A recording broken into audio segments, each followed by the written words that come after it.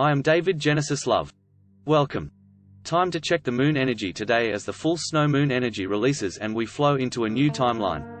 Our new year intentions are and so much more, so I would love to have you there. Okay, let's start this new moon energy check. As many of you already know, new moons mark the beginning of a new lunar cycle. We see that the light is virtually non-existent on the moon's surface. New moons are seen as a time for rest, reflection and setting intentions for the new lunar cycle ahead, not necessarily being in action. It's a perfect time for doing new moon rituals where you sit down and write out what you'd like to manifest or bring into creation, or things that you are already working on that you would like to continue doing so. And just as we see that the line build on the moon leading all the way up to its energetic light peak at the full moon, so too can the momentum around the intentions that you set at this time build. Now the nature of a Capricorn new moon is very feminine and grounding. It makes it a lot easier for us to find structure, consistency and order. With this type of illumination you get a lot of energetic support when it comes to setting goals, planning for the future and incorporating more discipline in your life. But I do feel called to remind you all that we are in the dead of winter and not to get pulled by a lot of our Western culture of like being in action, starting resolutions and actually like implementing these goals that we set. There's a distinction here between actually planning, reviewing, reflecting and resting and actually being in action. And if many of you already know, the real new year is the Zodiac New Year at the beginning of spring, at the Spring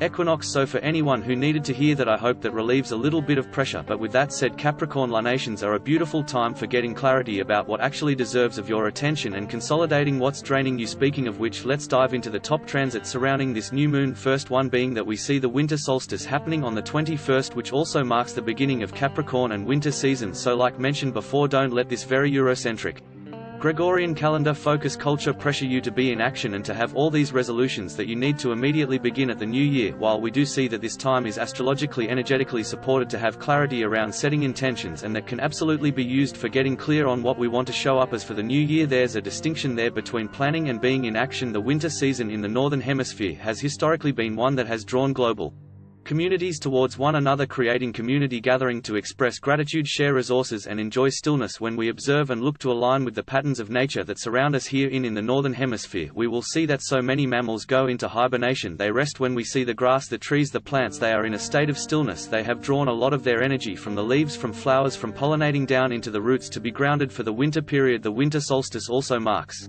the longest night and shortest day of the year, and moving from that we see that night shorten and day get longer. And so in the winter time, spiritually, it is often encouraged in many communities to focus more on our spiritual and dream endeavors. Now I expand on this in the Oraline Astrology Planner in the seasonal guide section, so if you're interested, be sure to dive into that now. Capricorn season brings in energetic support relative to structure, duty, authority and institutions. Now Capricorns, you can comment down below.